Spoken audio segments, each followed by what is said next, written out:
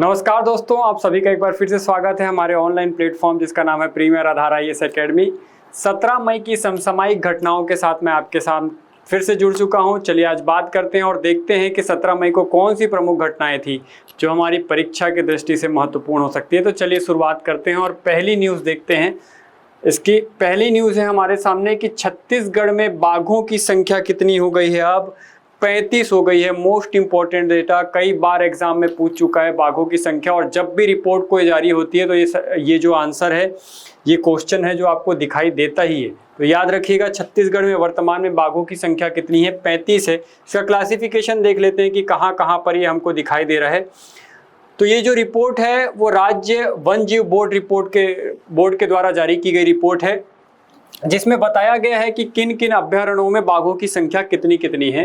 राज्य वन जीव बोर्ड के मुताबिक छत्तीसगढ़ के विभिन्न टाइगर रिजर्व एवं अभ्यारण्यों में बाघों की स्थिति क्या है, एक बार देख लेते हैं।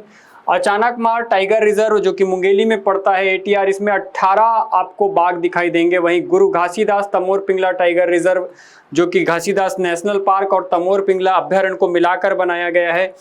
सरगुजा, कोरिया, सूरजपुर, ये वाले एरिया में आपको पड़ेगा। मेनली ये MCB कोरिया सूरजपुर तक के इसका एक्सटेंशन हमको दिखाई देता है।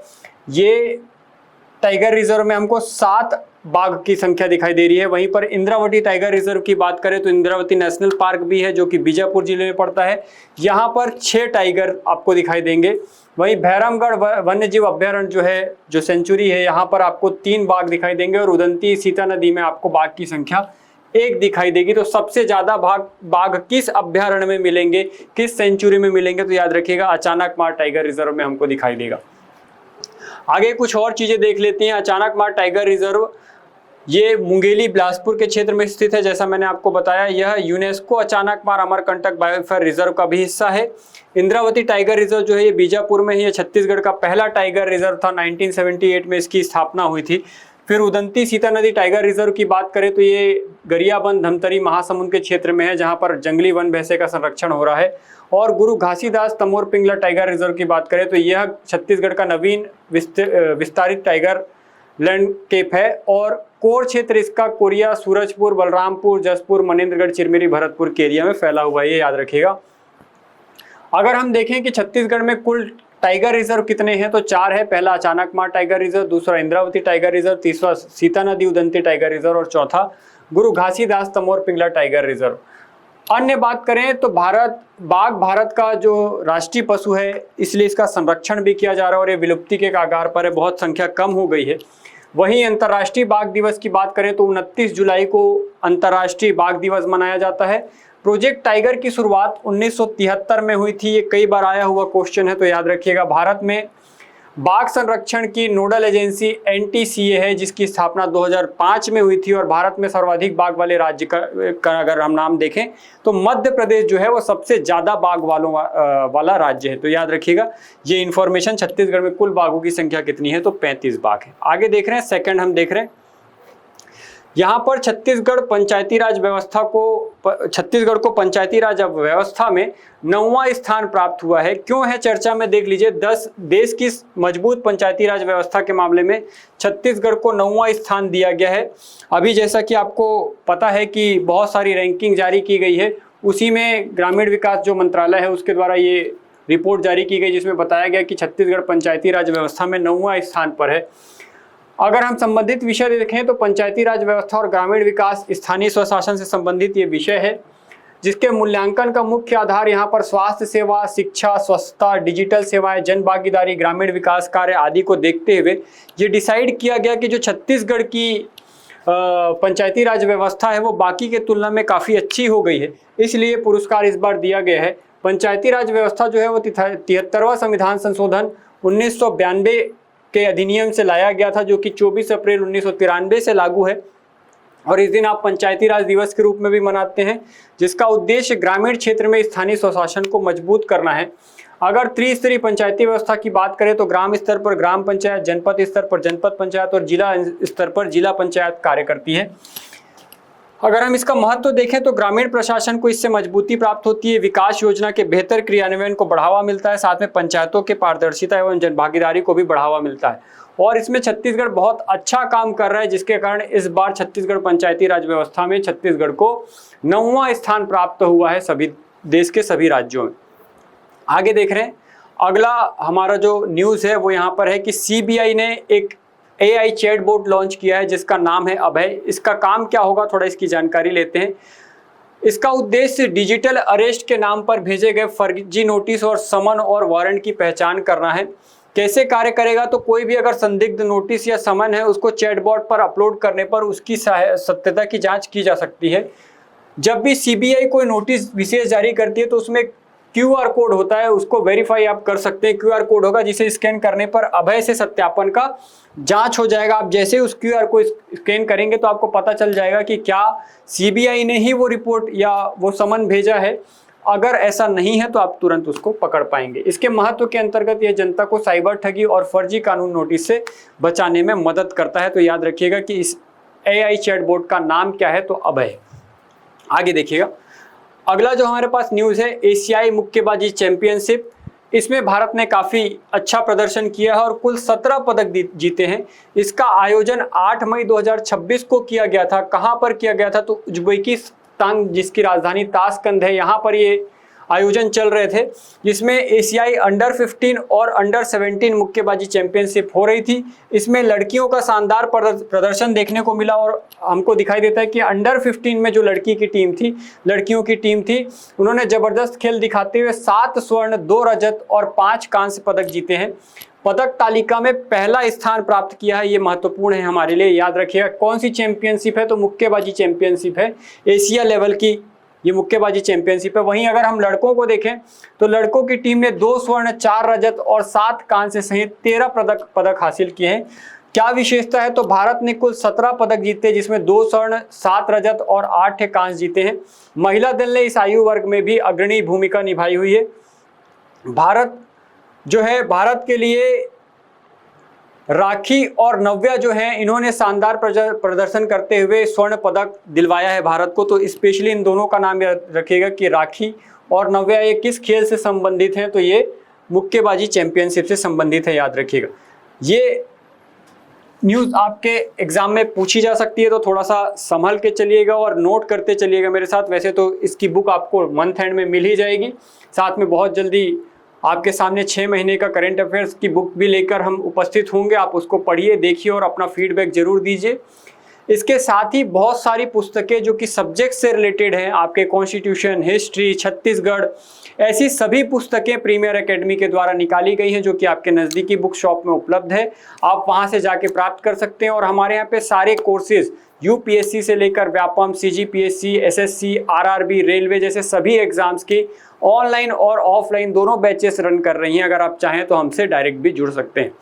आगे देखते हैं, अगला न्यूज़ देखते हैं। दीप्ति योजना, ये ऊर्जा पर आत्मनिर्भरता हासिल करने के लिए एक नई योजना चलाई गई है, जिसकी अवधि 2026 से 2031 तक होगी, जिसका उद्देश्य राज्य में ऊर्जा आत्मनिर्भरता बढ़ाना और महिला का नेतृत्व आधारित हरित ऊर्जा में क्रांति लाना है। अगर प्रेरणा देखें तो लखपति दीदी योजना की तर्ज पर यह भी योजना शुरू की गई है। इसके लाभार्थी कौन होंगे, तो ग्रामीण महिलाओं को सोलर दीदी बनाया जाएगा और वो इस तरीके से इसका लाभ अर्जित कर देंगी। अगर इसका महत्व देखें हम, तो जो ग्रामीण महिलाएं हैं वे आर्थिक और तकनीकी रूप से सशक्त किया जाएगा इस योजना के तहत, और दूरस्थ और वनांचल क्षेत्र में तकनीकी समस्याओं का भी इससे समाधान किया जाएगा। प्रधानमंत्री ने नेट जीरो और हरित भारत संकल्प को मजबूती देने के लिए भी ये योजना चालू की है। इसके बारे में थोड़ा और तथ्य समझते हैं कि महिलाओं को सौर ऊर्जा संपत्तियों की स्वामी, संचालक, तकनीकी प्रबंधक बनाया जाएगा और ग्राम स्तर पर सोलर दीदी कैडर तैयार होगा। महिलाओं को सौर ऊर्जा संपत्तियों की स्वामी, संचालक, तकनीकी प्रबंधक बनाया जाएगा इस योजना के तहत, और साथ में ग्राम स्तर पर सोलर दीदी कैडर तैयार होगा। पंचायत एवं ग्रामीण विकास विभाग के मार्गदर्शन में ये योजना चलेगी। महिलाओं को सौर ऊर्जा संबंधी प्रशिक्षण दिया जाएगा ताकि वो आर्थिक रूप से भी मजबूत हो सके और साथ में टेक्नोलॉजी के रूप में भी वो काम कर सके, तकनीकी रूप से भी सशक्त बन सके। इसलिए ये योजना चलाई जा रही है जिसका नाम है दीप्ति योजना। जो कि महिलाओं को, ग्रामीण महिलाओं को आत्मनिर्भर बनाने के लिए चलाई जा रही है। आगे देखिएगा, अगला जो हमारे पास न्यूज है, छत्तीसगढ़ बना लॉजिस्टिक पावर हब। तो छत्तीसगढ़ को लगातार लॉजिस्टिक पावर हब बनाने की तैयारी चल रही है, जिसमें छत्तीसगढ़ को लॉजिस्टिक इंडेक्स 2025 में हाई परफॉर्मर राज्य का दर्जा मिला है। ये बहुत बड़ी उपलब्धि है। अब अगर देखें तो राज्य अब हरियाणा और तेलंगाना जैसे अग्रणी औद्योगिक राज्यों की श्रेणी में शामिल हो चुका है। यह मान्यता लीड्स, जिसको logistic ease across different state बोला जाता है, इस रिपोर्ट में मिली है, जिसको लीड्स का नाम दिया गया है। रिपोर्ट जारी करने वाला जो मंत्रालय है वो वाणिज्य एवं उद्योग मंत्रालय भारत सरकार का है। इसकी क्या क्या विशेषताएं हैं, तो राज्य में तेजी से लॉजिस्टिक एवं औद्योगिक हब के रूप में उभर रहा है। निवेश, व्यापार एवं रोजगार में वृद्धि हो रही है। परिवहन एवं सप्लाई चेन जो व्यवस्था है वो काफी मजबूत हो चुकी है। रायपुर के लिए सिटी लॉजिस्टिक प्लान तैयार किया जा रहा है। शहरी माल परिवहन को बेहतर बनाने पर भी जोर दिया जा रहा है। साथ ही वेयर हाउस और ट्रांसपोर्ट के नेटवर्क को विकसित किया जा रहा है, ताकि जो छत्तीसगढ़ है वो और अच्छे से लॉजिस्टिक का काम कर सके। आगे देखिएगा कि सरकार की इसमें क्या पहल है, तो बेहतर सड़क एवं परिवहन नेटवर्क बनाकर देगी सरकार। औद्योगिक कॉरिडोर का विकास करेगी। साथ में निवेश अनुकूलन वातावरण तैयार करना एवं मल्टी मॉडल लॉजिस्टिक को बढ़ावा देना, ये सरकार के काम होंगे, ताकि छत्तीसगढ़ को लॉजिस्टिक हब और अच्छा बनाया जा सके और वो प्रथम स्थान पर आ सके। अभी भी हमारी स्थिति काफ़ी अच्छी है, बाकी के राज्यों के समकक्ष हम आकर खड़े हो पाए हैं। विगत वर्षों में काफ़ी तेजी से जो है छत्तीसगढ़ विकास की राह पर चला है। आगे देखिएगा, अगली न्यूज़ है, न्यायिक बुनियादी ढांचा सलाहकार समिति बनाई गई है, जिसमें भारत के मुख्य न्यायाधीश सीजेआई सूर्यकांत ने देश भर की अदालतों के बुनियादी ढांचे को मजबूत करने और आधुनिकीकरण के लिए जस्टिस अरविंद कुमार की अध्यक्षता में, याद रखिएगा स्पेशली इस नाम को, अरविंद कुमार की अध्यक्षता में न्यायिक बुनियादी ढांचा सलाहकार समिति का गठन किया है। इस समिति से जुड़े कुछ प्रमुख और महत्वपूर्ण बिंदु निम्नलिखित हैं। पहला समझिएगा उद्देश्य, इसका उद्देश्य क्या है, तो उच्च न्यायालयों और जिला अदालतों की बुनियादी ढांचा संबंधी आवश्यकताओं का आकलन करेगा ये, और एकीकृत ढांचा जो है वो तैयार करने की कोशिश करेगा। अगर हम बजट देखें कि कितनी मांग की गई है, तो यह समिति आधुनिकीकरण के लिए केंद्र और राज्य सरकार से लगभग 40,000 करोड़ रुपए से 50,000 करोड़ रुपए के कोष की मांग करेगी, ताकि इसका संचालन व्यवस्थित रूप से किया जा सके। अगर हम देखें इसके समिति के सदस्य कौन कौन होंगे, तो इसमें सुप्रीम कोर्ट और विभिन्न हाई कोर्ट के वरिष्ठ न्यायाधीश, सुप्रीम कोर्ट के महासचिव और केंद्रीय लोक निर्माण विभाग के महानिदेशक शामिल होंगे। अगर रिपोर्ट देखें तो समिति को अपनी अंतिम रिपोर्ट 31 अगस्त तक प्रस्तुत करने के लिए कहा गया है, ताकि ये जो योजना है, जो ये कार्य है, जो ये समिति है, वो प्रॉपर अपना रिपोर्ट सबमिट कर सके। तो याद रखिएगा इसकी अंतिम डेट क्या है, 31 अगस्त। आगे देखिए, हमारे पास नेक्स्ट न्यूज़ है, सहदेव यादव दक्षिण एशियाई भारोत्तोलन महासंघ, जिसको SAWF बोला जाता है, SAWF बोला जाता है, उन्हें सर्वसम्मति से इस क्षेत्रीय संस्था का अध्यक्ष बनाया गया है। और ये भारतीय भारोत्तोलन महासंघ IWLF जो है, वे वर्तमान में इस राष्ट्रीय संस्था के अध्यक्ष पद पर कार्यरत हैं। अब वो IWLF में तो काम कर ही रहे थे, आप कहाँ चले जाएंगे, वो SAWF में चले जाएंगे, जिसको हम बोल रहे हैं एशिया भारोत्तोलन महासंघ, ये याद रखिएगा। इसके अलावा वे भारतीय ओलंपिक संघ के कोषाध्यक्ष और राष्ट्रमंडल भारोत्तोलन महासंघ के उपाध्यक्ष के रूप में भी अपनी सेवाएं दे रहे हैं। तो इनको एक और कार्य दे दिया गया है कि अब ये दक्षिण एशियाई भारोत्तोलन महासंघ के भी अध्यक्ष रहेंगे। तो याद रखिएगा इनका नाम कौन है, सहदेव यादव जी। आगे देखिएगा, पेरियासामी कुमारन, मई 2026 में इन्हें यूनाइटेड किंगडम यूके में भारत का उच्चायुक्त के रूप में कार्यभार दिया गया है, और अब ये यूनाइटेड किंगडम के उच्चायुक्त के रूप में कार्य करेंगे। एक प्रमुख भारतीय राजनयिक हैं और 1992 बैच के भारतीय विदेश सेवा IFS अधिकारी रह चुके हैं। इससे पहले वे विदेश मंत्रालय में सचिव के रूप में भी कार्यरत थे। तो याद रखिएगा, अब इन्हें यूके यूनाइटेड किंगडम में क्या बना दिया है, उच्चायुक्त बना दिया गया। नाम याद रखिएगा, पेरियासामी कुमारन। ये इनकी फोटो आपके सामने है, आगे देखिएगा। ये हमारी सभी पुस्तकें हैं जिनके बारे में मैं बात कर रहा था। इकोनॉमी सर्वे छत्तीसगढ़ कि अगर आपको ऑब्जेक्टिव सॉल्व करने हैं, संविधान के सॉल्व कर रहे हैं, या ज्योग्राफी के सॉल्व करने हैं, हिस्ट्री के सॉल्व कर रहे हैं, तो ये सारी पुस्तकें ऑब्जेक्टिव टाइप भी और थ्योरी बुक्स भी सारी की सारी आपको मिल जाएंगी। और ऐसे ही लगातार मैं आपको डेली करंट अफेयर्स लाके पढ़ाता रहूँगा, और लास्ट में इसके मैं आपको बुक भी प्रोवाइड करवा दूंगा। और आप हमारे अगर टेलीग्राम ग्रुप से जुड़ना चाहते हैं, जहां पर आने वाले प्रमुख पदों और बाकी वैकेंसीज की जानकारी मिलती रहती है, तो वो भी आप दिए गए लिंक से ट्राई कर सकते हैं। वहां पर लिंक दिया रहेगा आपके डिस्क्रिप्शन में, और वहां से आप लिंक को कॉपी करके आप यहां तक पहुंच सकते हैं, जहां पर आपको सारी सुविधाएं मिल जाएंगी।